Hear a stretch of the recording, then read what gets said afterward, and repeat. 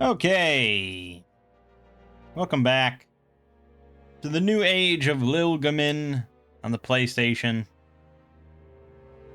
We have been going through Wizardry 4, The Return of Werdna, and we're relatively close to the end.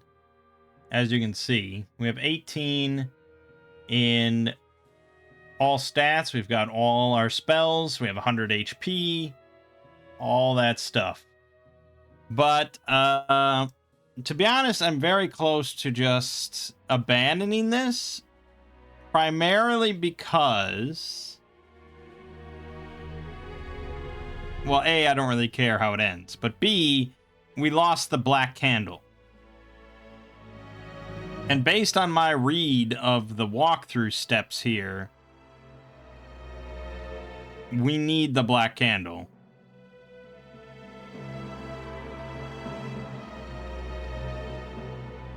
And what follows seems to just be really obnoxious, regardless, even if we had the candle.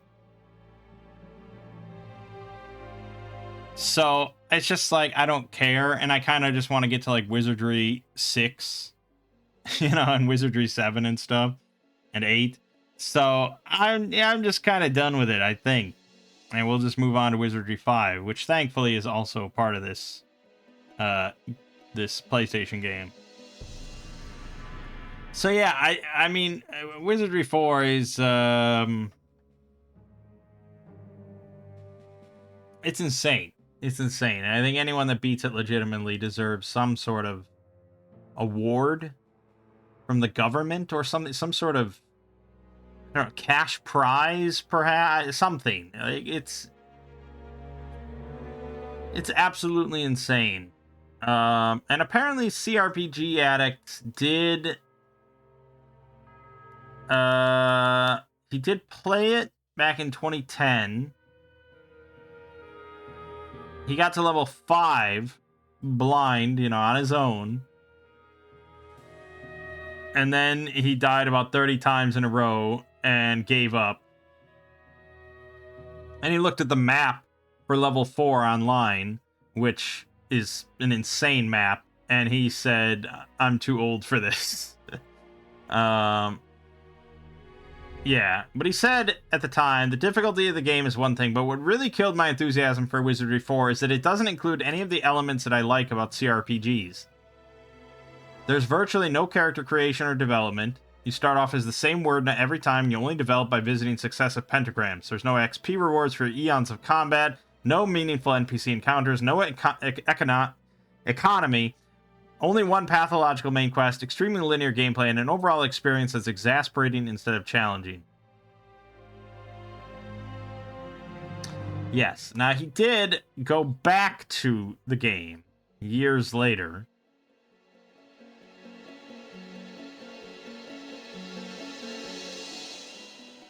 And he apparently beat it blind.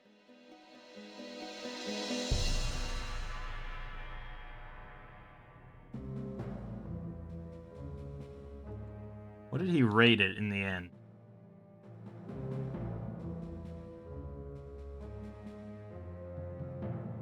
He rated it a 27 on his scale.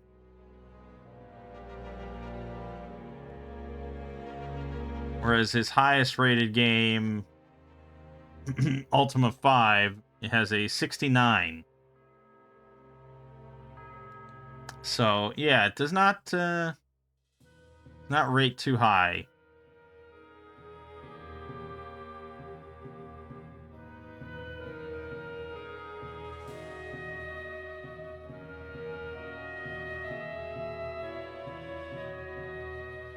It's not a very good CRPG, but it is a good game in a category for which it is essentially the only representative. You get exactly what the box promises. This is a game to be taken slowly in long sessions where you map a whole level at a time and then take a break for a while. Perfect game for someone who has a summer off to concentrate on it. Requires time, patience, and careful notes and maps. With those things, there are only a couple major stumbling blocks. With someone else's notes and maps, it would hardly seem difficult at all. I would reserve hardest game in CRPG history for titles in which knowledge and skill aren't enough to save you, where battles are titanically impossible or rely on incredible odds. Almost any game with permadeath is objectively harder than Wizardry.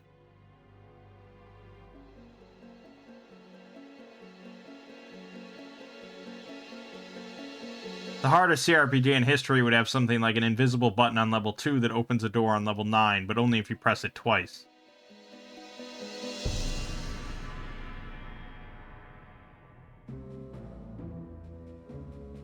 Yeah, well, certainly not really a game for me, and we made it this far just because we were following a walkthrough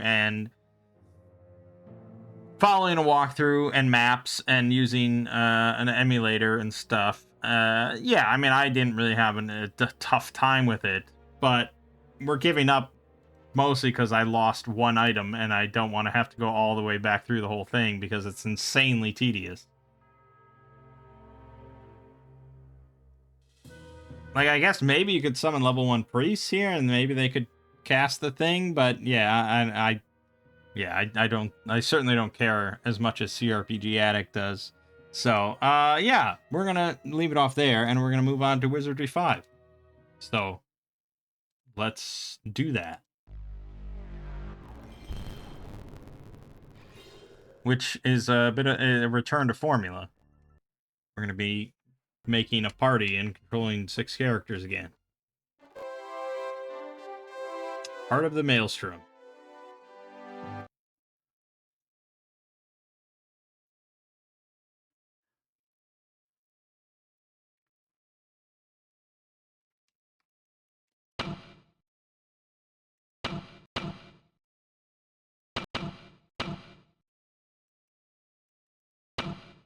Should be all correct. Yeah, alright, very familiar. Very familiar. Alright, let's read about Wizardry 5, then.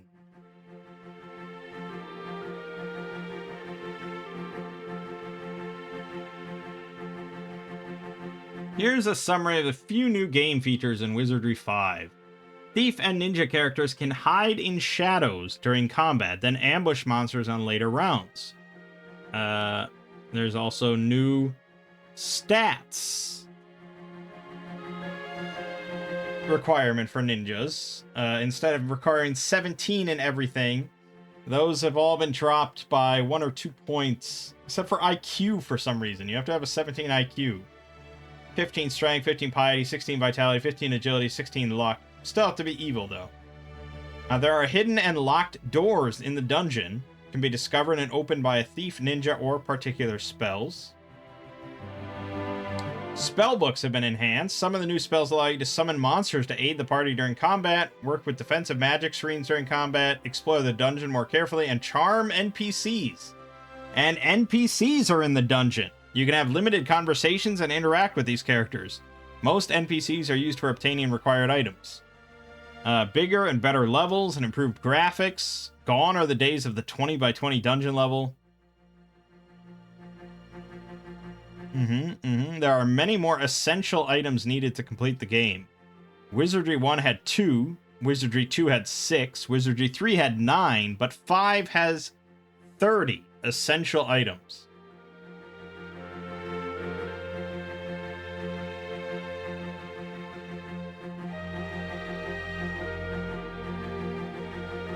Alright. For your first 6 characters, I recommend starting with a fighter to become a ninja, a fighter to become a lord, a samurai, a priest, bishop, and mage. Keep rolling when you create a character for at least 20 extra points. I've never once seen 20 extra points, so keep that in mind. And I did a lot of saves coming. 18 was the highest I ever saw. But maybe the old versions are different. I don't know. Your first upgrade character will be a lord, so for now make the party all good. Once you upgrade the lord, switch to evil to get your ninja. Then you can switch back if you don't like having to fight friendly monster groups. If you can't change alignments, decide beforehand if you want a lord, extra healing for the party, or a ninja.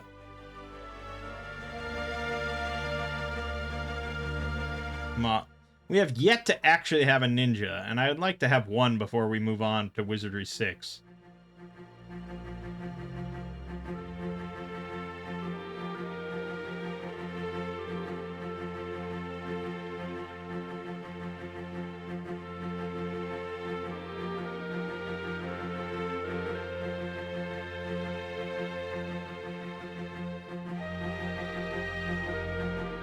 Oh, this is...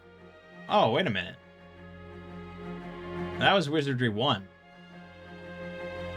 Okay, the Wizardry 5 walkthrough linked to the Wizardry 1 section for creating characters. So it must not be any different for Wizardry 5. But I wouldn't mind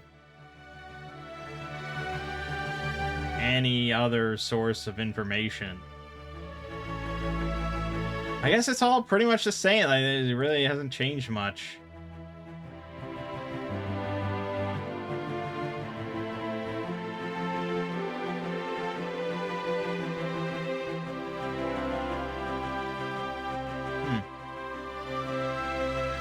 But I feel like a thief... Like, we kind of want to start with a thief, right?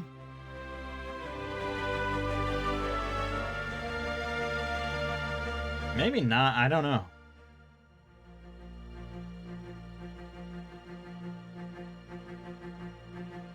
The issue is, like, okay, you want to eventually have a ninja. Ninjas have to be evil. You can switch from good to evil. So any good character can eventually be a ninja. But if you want to start with a thief,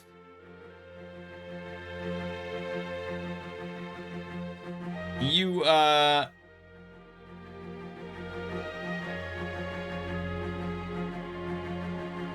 thief has to be either evil or neutral, and neutrals can't switch, so you'd have to start with an evil thief. But if you start with an evil thief, then you kind of have to make your whole party evil. So then that means that eventually you'd have to switch one of your characters from evil to good to be a lord.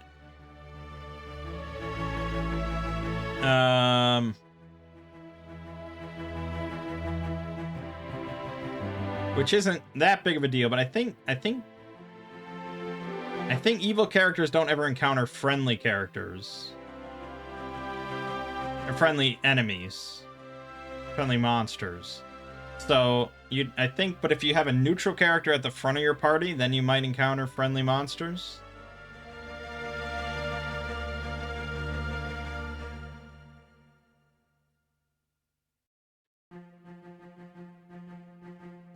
Did they add bows to the game? Oh, that would be big. Then a thief might be viable.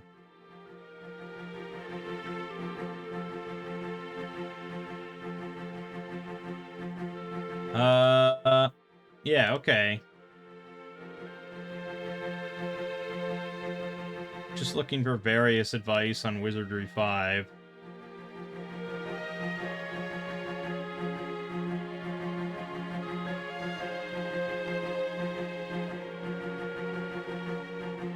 In the end game, you want as many people with spells as possible. It is in your best interest to customize your party so that at the end you have many spellcasters. Blah, blah, blah. Yeah, so it's basically like Wizardry 1. You know, we probably want to do a similar plan.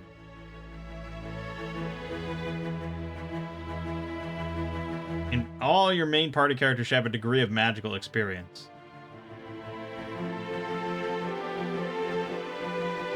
Okay, so what do we want to end with then? We want everyone to have spells, but we want to end with a lord, a ninja, and probably a samurai. And then 3 mages. That was sort of my mix from the first game, except I didn't have a ninja. But we want to try to get a ninja. Okay. So, and then one of the mages, at least one, wants to have priestly spells. So that means that to start, basically, I want to do what I did. We want to do what I did. So, we want to level them up as their reverse first. So the fighters, the ones that are eventually going to be fighters, will start as mages. Or as, yeah, basically as mages. So if we start with Mangg, as usual.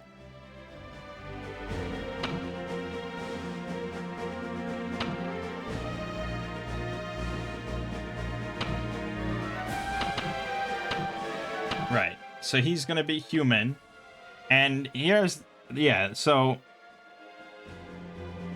basically we need the thief to be evil and we need the lord to be good. I believe everyone else can be neutral, except for the priest, who I suppose should also be evil.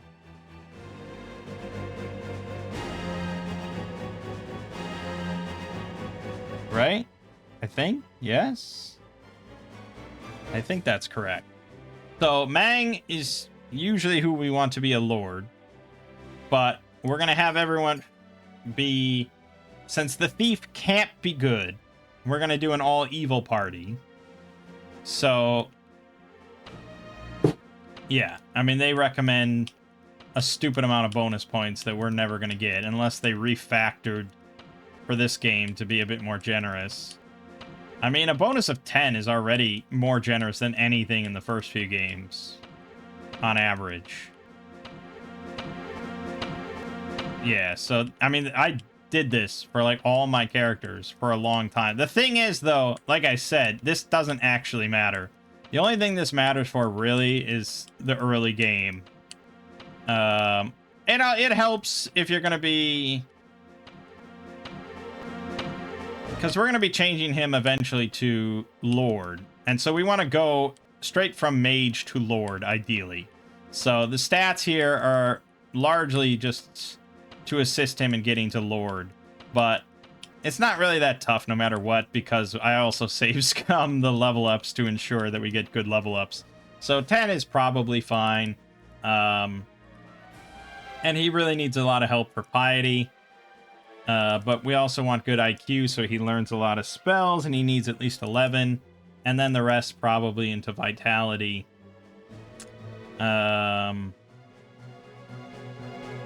Maybe one more into strength. Yeah, we'll just go with that. So he's going to be a mage to start.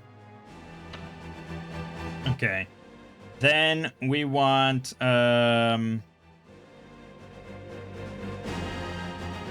Yeah, I guess the question is, do we need a thief in the early game? That's my... I'm unsure. So I'd have to actually look for a walkthrough.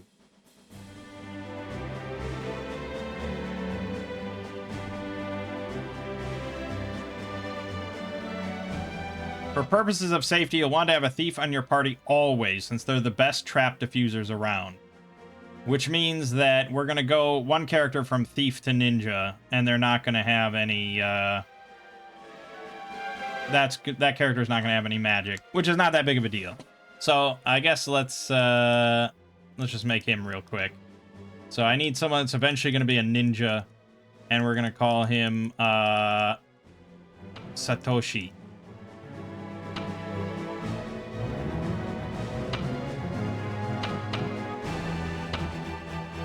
And he's going to be a hobbit. And he's going to be evil.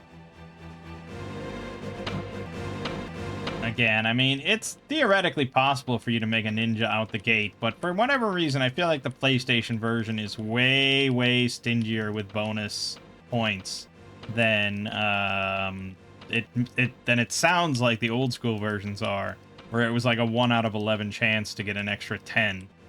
That doesn't ever seem to be the case here. And this character, if he wants to go directly from Thief to Ninja, does need quite high stats. Again, I save scum level ups, so it's not the end of the world. But you can see his strength is pretty miserable. I've had better luck, actually, if I put points in, and then I say no. Sometimes this gives better results, but it's entirely luck of the draw, man. There's no... I mean, 20 points here would be pretty insane if we could snag that. Long way off from starting as a ninja, but it would help a lot. Yeah. I mean, I could sit here for many minutes and not see it come up. And it is, frankly, quite annoying to listen to and to do. So but this is why I never have a ninja. It's really not easy. Which is quite reflective of old school D&D. like first edition AD&D or something when they first introduced ninjas. Or, I mean, a bunch of classes back then, like the Bard. Getting a Bard in old school D&D was absurdly rare, unless you just cheated. And I'm trying to cheat, but cheating ain't easy. I wonder if I could... I wonder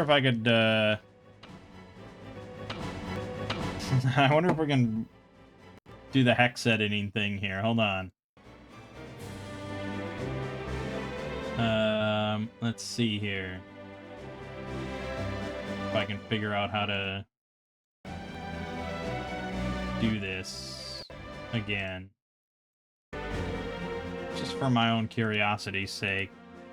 Let me search that. And then let's go. Okay, and I'll do one more.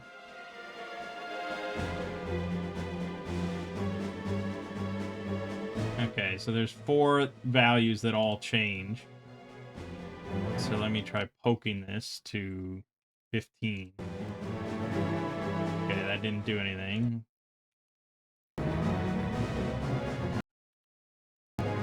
Boom. There you go.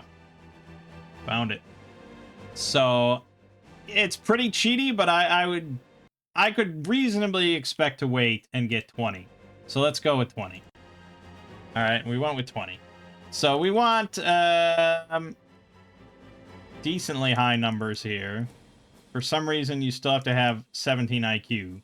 So you probably could go a little higher than that. I think that's reasonable. I think this character has a good chance of becoming a ninja, finally. I want one goddamn ninja, alright? I'm willing to cheat to do it. So, yes. And... oh, wait a minute! Fuck! God, now I gotta do that again. I needed to start him as a thief. I mean, it wouldn't really matter, but we want a thief, apparently. So now I gotta try and find that number again.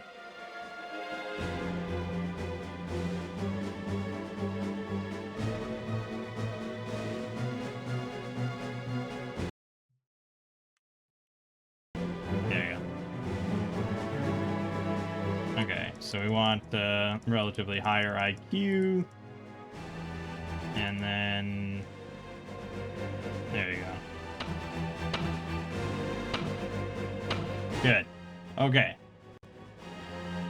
So we got our Lord, theoretically. We got our Thief, Ninja, theoretically. So now we need our Samurai, I guess. Let's call him... her. Let's call her...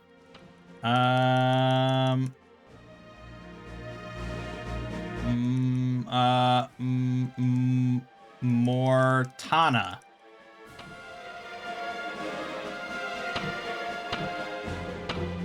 And I'm gonna go with dwarf. For some reason I like dwarf samurai. I find it very interesting.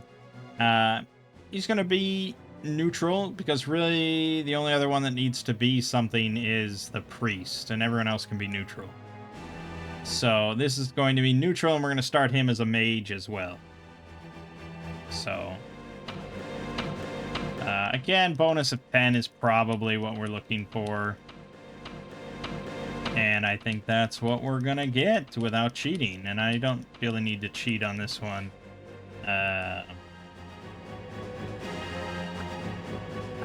Although, to become a samurai after this, these stats are not up to snuff. Samurai entry requirements. Strength 15, IQ of 11, piety of 10, vitality of 14, and agility of 10. So we gotta bump up the agility quite a bit. And then bump this down, bump strength up, and then hopefully get a lot of vitality. But it probably should be doable. Okay. So then we need the 2 that are going... there are the 3 that are eventually going to end up as mages. So we want 2 fighters, mostly for the health purposes, obviously, and then 1 priest that's going to eventually become a mage, but will have priest spells. So our first fighter mage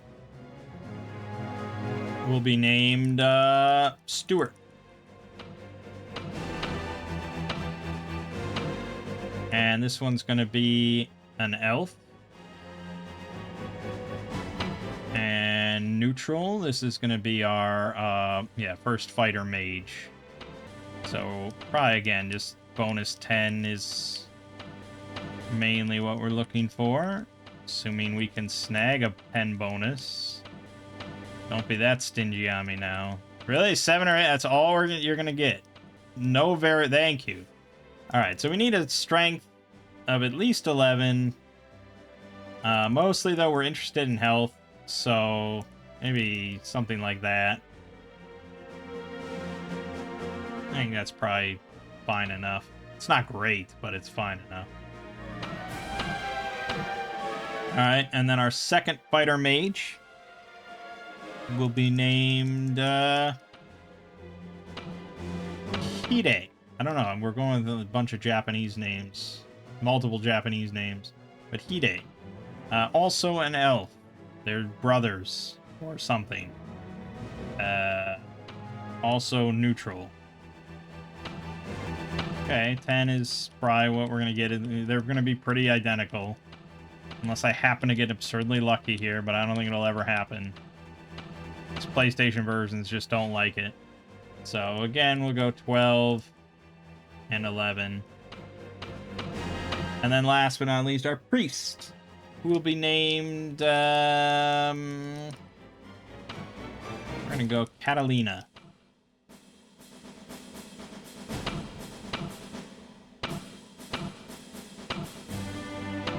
And we'll make her a human. We have multiple humans. Evil, of course, because we are an evil party for the moment. Oh no, that was 19. Oh fuck. Oh, should I cheat to get my 19? We saw it. It happened. Oh man, that was.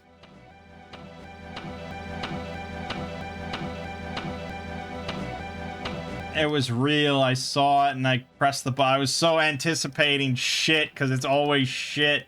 We had a 19. Ah, damn. I mean, again, it doesn't really matter because she's going to change regardless. But she is a frontliner and the vitality helps.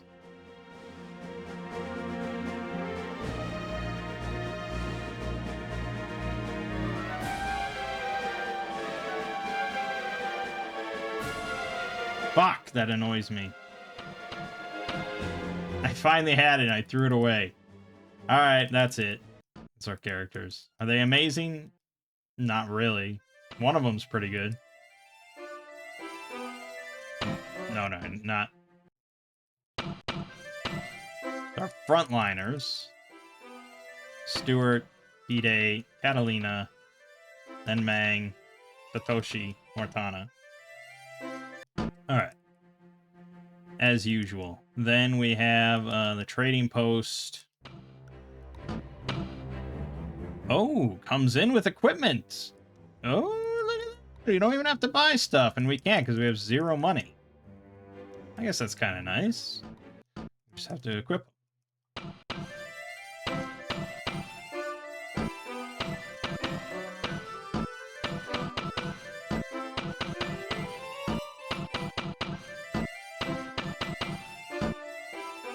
Alright, that's really shitty AC. This is going to be a rough start. Also, we don't start with 8 HP anymore.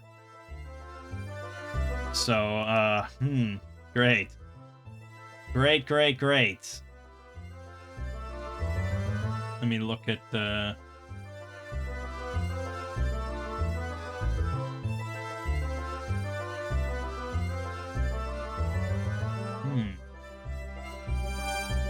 Let me try and find some maps. That might help. There's got to be some good, fun maps. Oh, yeah, these are big boy maps. Look at this, 30 by 30. No joke there. Very interesting stuff going on.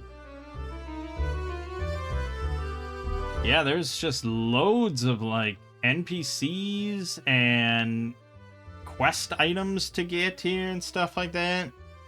This is kind of wild. But as usual, our start is probably just to walk down there and see how it goes. So let's walk down there and see how it goes. Entering the heart of the maelstrom. Okay.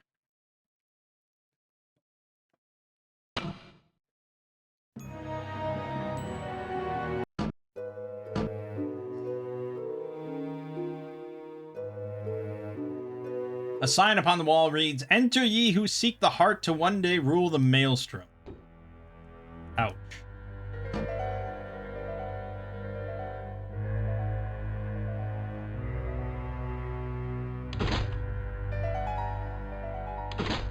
I'm not following a map, I'm just wandering.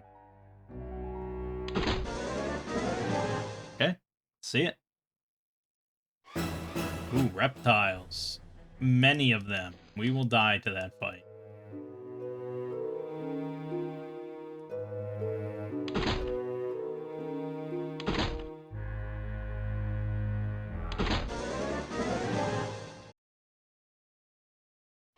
Monsters surprise you.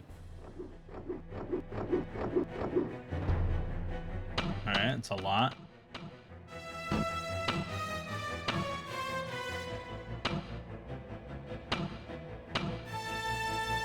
Patino, as usual.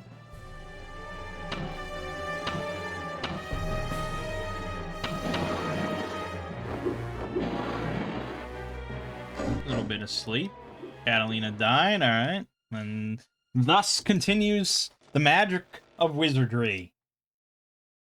Oh, yeah. Not a game for the faint of heart. Not a series for the faint of heart. To say the least.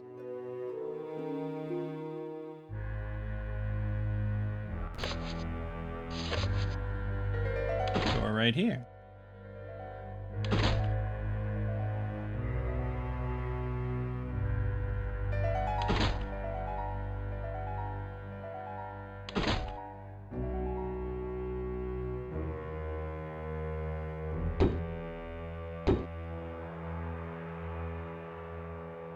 Okay. Brilliant stuff.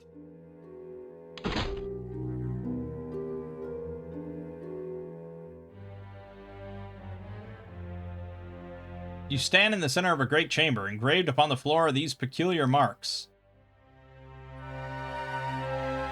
Uh-huh. And an encounter. Monsters surprise you. They tried to steal items, but failed. Masked men.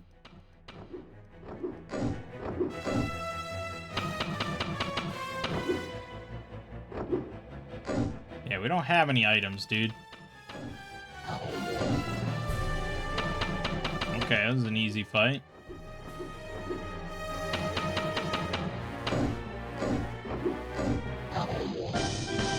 And 138 XP. 10 gold pieces. We nearly died. Alright, well that was fine. I don't think we want to go in there. That seems kind of awful.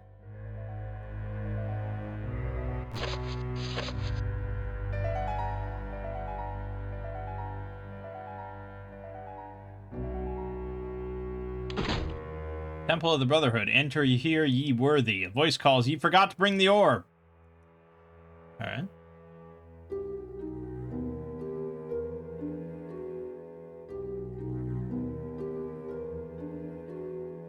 Just mapping out the whole place, you know?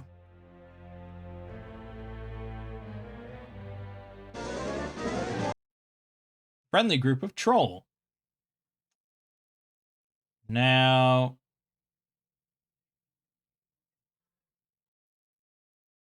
we do want to change Mangg to good.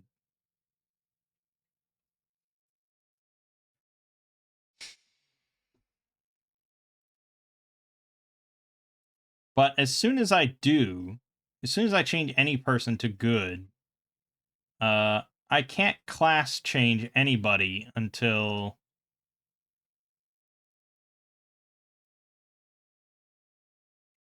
Yeah, it's gonna be tricky. The game doesn't really like you doing this shit.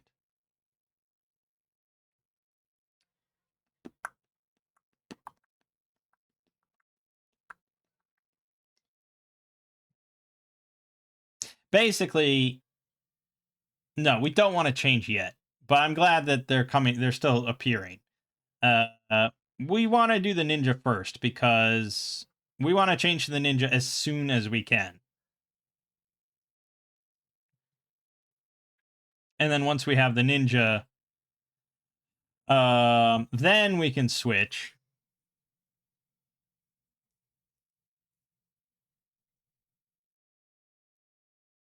Because then we can have a good ninja, I think.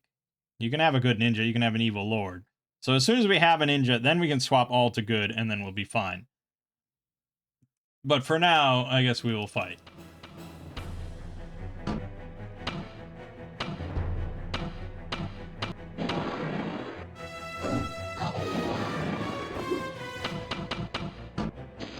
No, don't.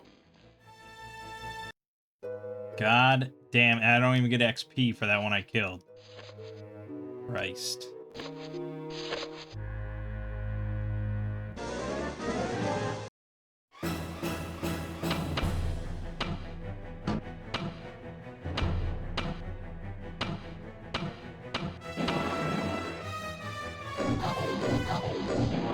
Well, at least they have low health.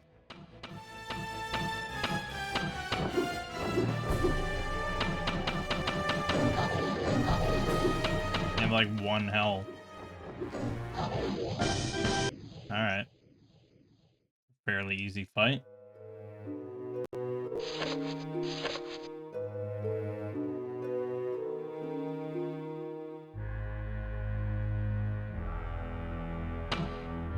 I'm not quite ready to leave, although we could. It wouldn't change much.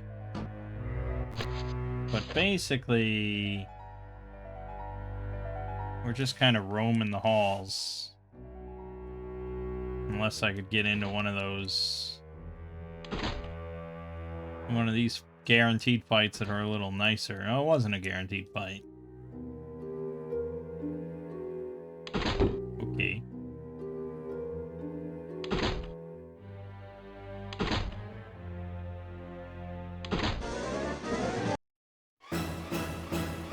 Seems pretty rough. Seems like a good way to die.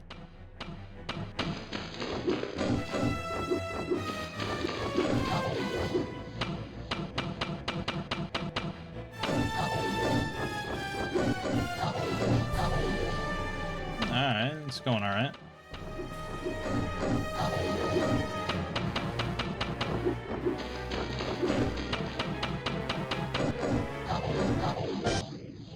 Yeah. A chest. Perfect save scumming opportunity. They're a thief. Psionics. I don't really believe you, to be honest. But it's easy enough to save scum and just click this, click psionics. Nope. See, now we find it was a jack sling. Now I go here and click jack sling. You disarm the trap. 18 gold. Big money, big prizes. Okay. Do I think anyone leveled up off of this? Probably not. But we'll go back. Yeah, it definitely feels like Wizardry 1 again, which is good compared to Wizardry 3. Wizardry 3 was way too brutal. Alright, so let's see if anyone levels. No, I didn't really think so. And then money. Getting like a bow for anyone who could use a bow. If I could buy a bow. Ooh, Thieves' Bow, 600. That is going to be our goal. We are a third of the way there.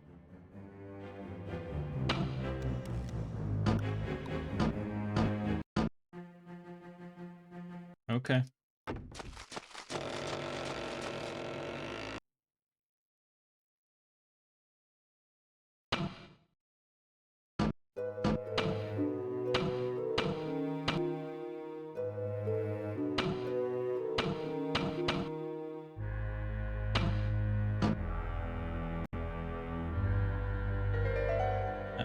Well, yeah, I'm not looking at a walkthrough, but I do have the map up.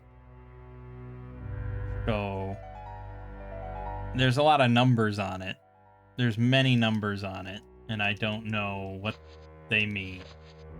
This is like a dark area. You surprise the monsters. They're dark figures.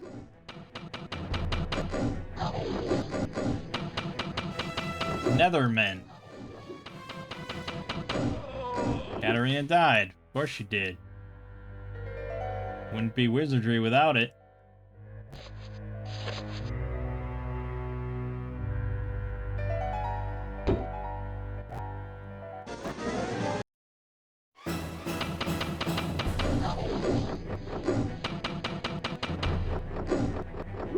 I hope there's a Murphy's Ghost infinite encounter. Katarina died. Why is she getting picked on? Because she has slightly worse AC. That's the whole reason she gets picked on a lot more.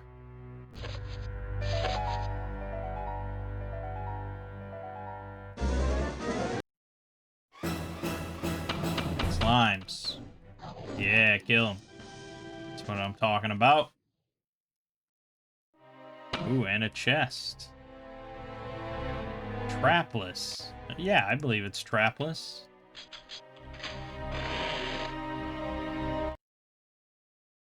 Okay, it was. It was trapless. Alright, so we can go 2 down and then here.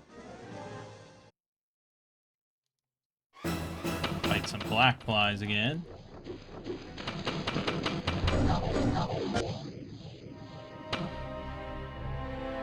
Rainbow Ray. Chest was not even trapped. That's a pleasant surprise. And more money for all of us. Excellent. The motor room. Access limited to top brass and service personnel only. Door is locked. Warning, do not enter when motor is on. A little red light blinks ominously. Pick locks. Pick. Satoshi. Lock did not open.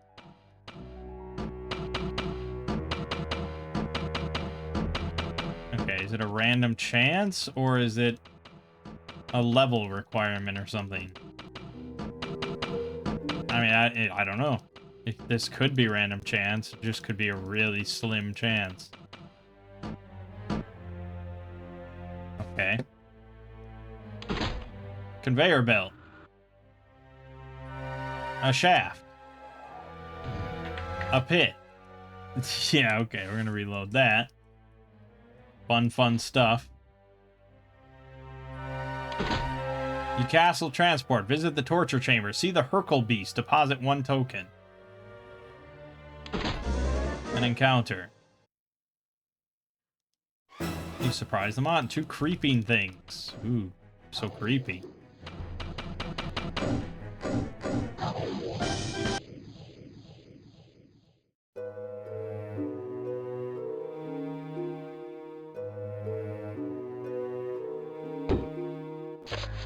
I got you.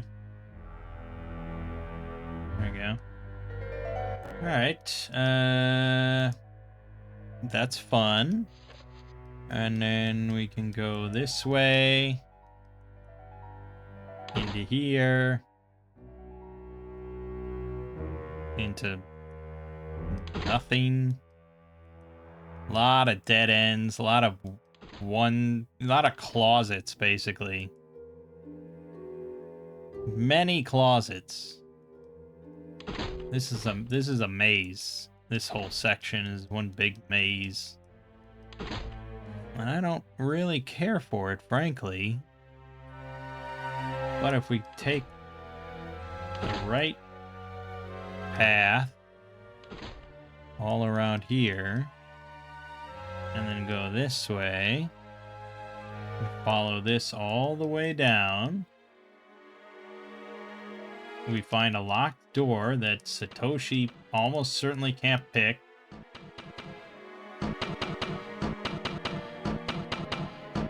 Nope. And what happens if I destroy it? Oh, no. Desto is the spell. I thought it was destroy.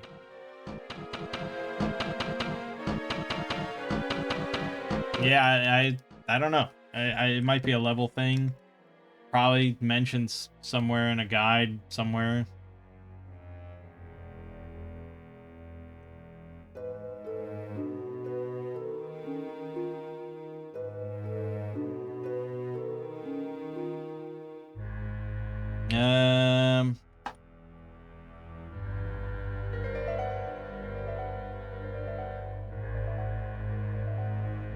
Doesn't really say here on the wiki.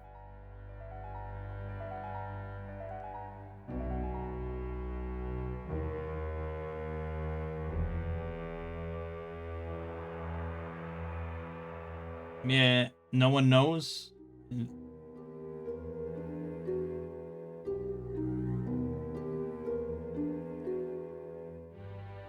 No one knows.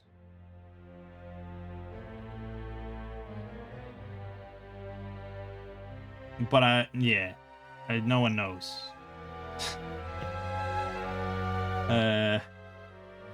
So no answer there. It doesn't seem, yeah. I mean, we'll see eventually. We'll keep leveling up. We'll see how it goes. But clearly, yeah, you probably want a thief in your party. So who knows when you get the mage spell.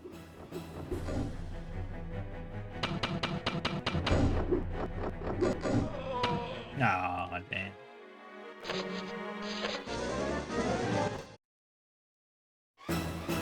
Men in robes. He dying all the time, left and right.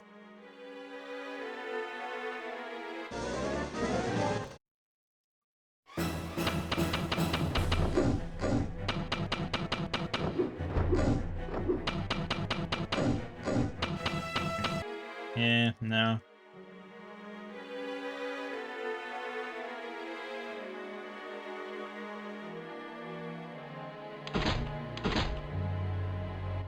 I mean, obviously, if I was trying to play legitimately, I would not go nearly this far into the dungeon.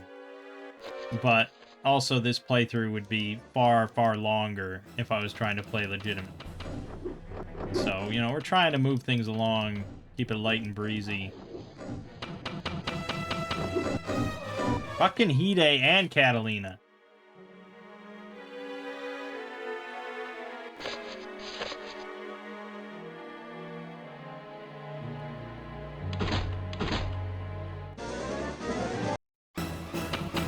Eventually we'll win an encounter without anyone dying.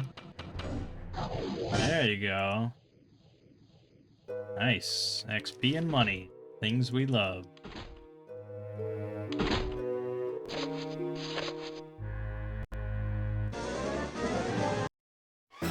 Three men of the cloth. Mangg died.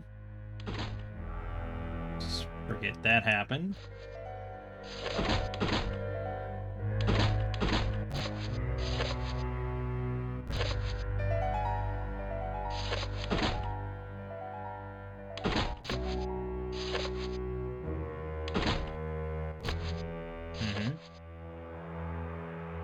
Yeah, let's get the hell out of here.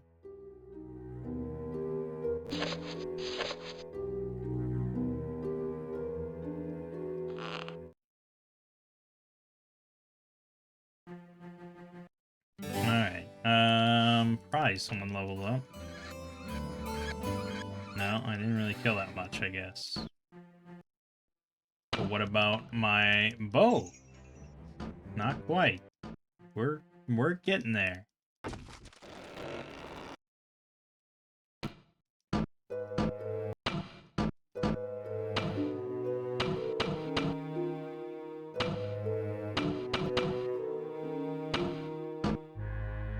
Great.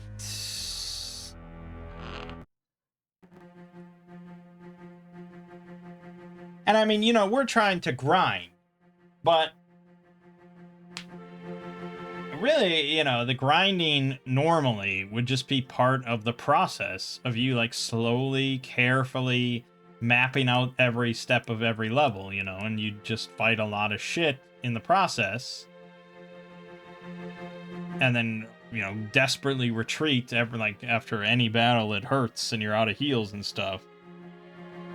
Whereas we're trying to just grind like a normal RPG, and I don't really care as much about mapping out the level because I see the whole map. We're just trying to get powerful enough so I can do it all in one go.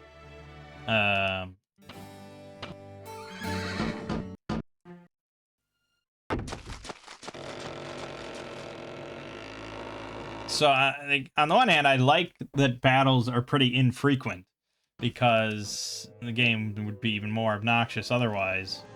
But when I'm trying to grind, it's like I like to just be able to grind. That's why I like the Murphy's Ghost Closet, that I can just sit there and clear constantly and then not worry about levels. But really our best option is just to keep roaming around near the entrance. Hopefully find better fights than that. Nope. But this is why usually, you know, I end the video and I just sit here for a couple hours and watch TV and fight stuff over and over. Vapor coil.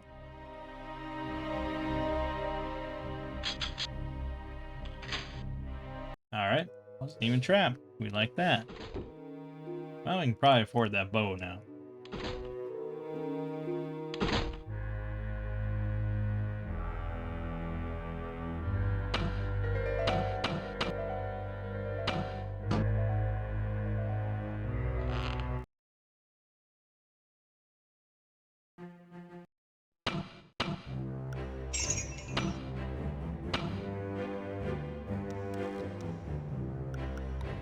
Also a katana, a halberd, a light crossbow, the sword of fire. Boltac, you dog. Alright, we got the bow, baby. Been waiting 5 games for this shit. Eve's bow. Yes. Let us test it out in glorious combat.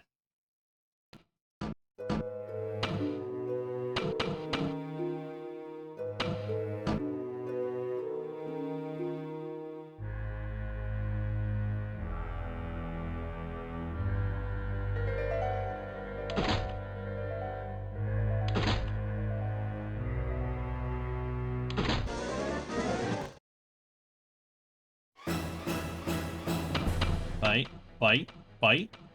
Fight! Yes! Amazing. What an incredibly innovative feature. The bow and arrow.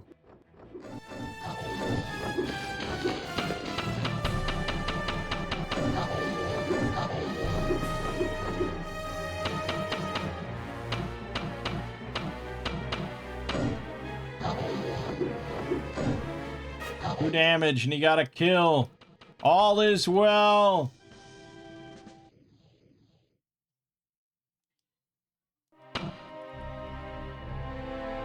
Yeah, trapless chest. Okay, it was trapless. Good. Good, good, good.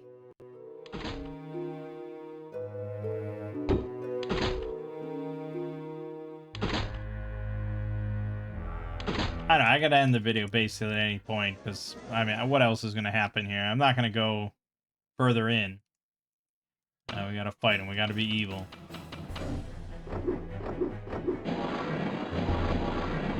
Uh-oh, that's bad. Oh god, it's just Satoshi. Ah, damn it.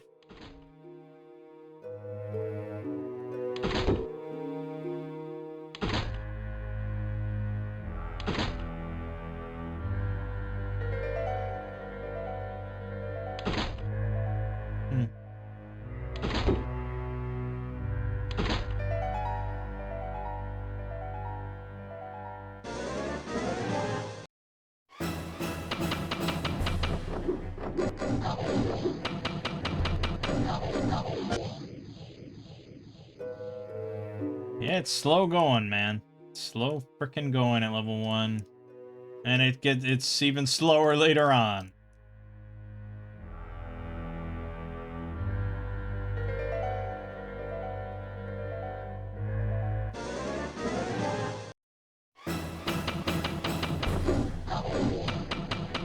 Lady Stinger. Wow, that looks nightmarish for a level 1 monster. But sure.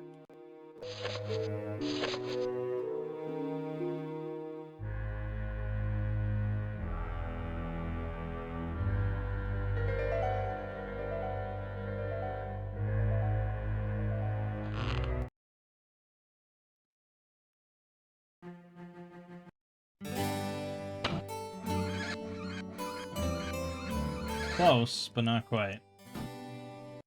Alright. Well, yeah, I mean, not much else to say. So, I will continue the process. Hopefully there's some form of grinding.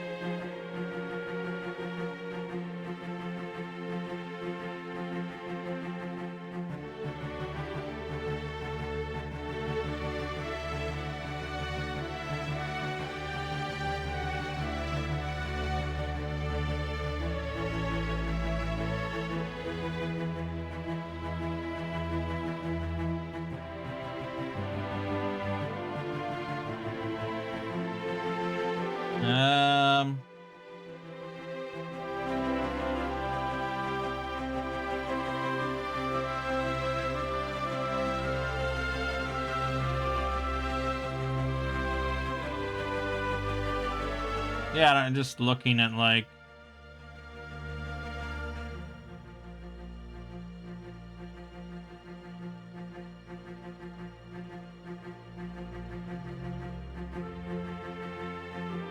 So I guess there's a kettle.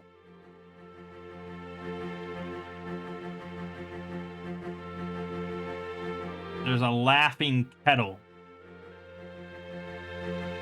which gives an obscene amount of XP if you kill it. Can take a character from 1 to 14 if they're on their own. And you can revive it repeatedly.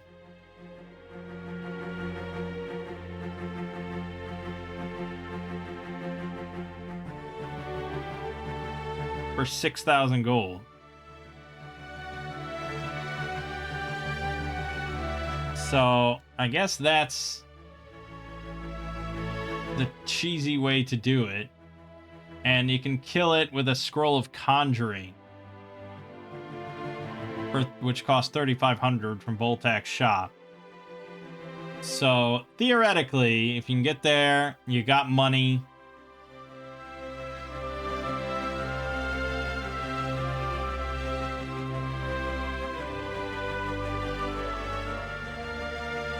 There's some tricks here on the speedrunners. There's like the speedrunner guide. We've got some tricks. And the laughing kettle's on the first floor? Really?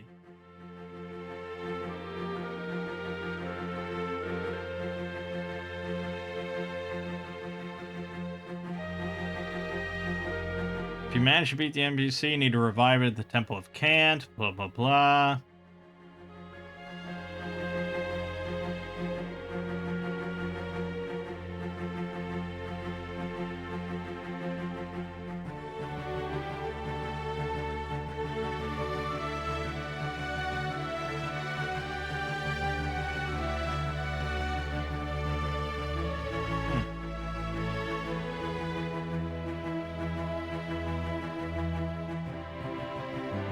Yeah, okay, so I guess that's what you probably want to do. So it's mostly a matter of... Oh, they actually do laughing kettle runs. Or a speed run to get to the Kettle. Kill the kettle as fast as possible? I don't know.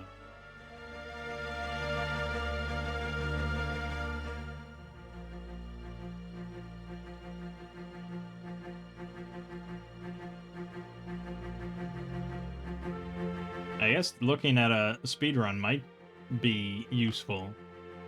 But it doesn't seem like, yeah, nothing will ever top Murphy's Ghost on Wizardry 1. Nothing will ever top that. But theoretically, killing something that you can level up 1 to 14 in one go is pretty amazing. Interesting. Okay. Well, yeah, I'll leave it off here then. We'll sort it out. For now, though, my name is Mangg.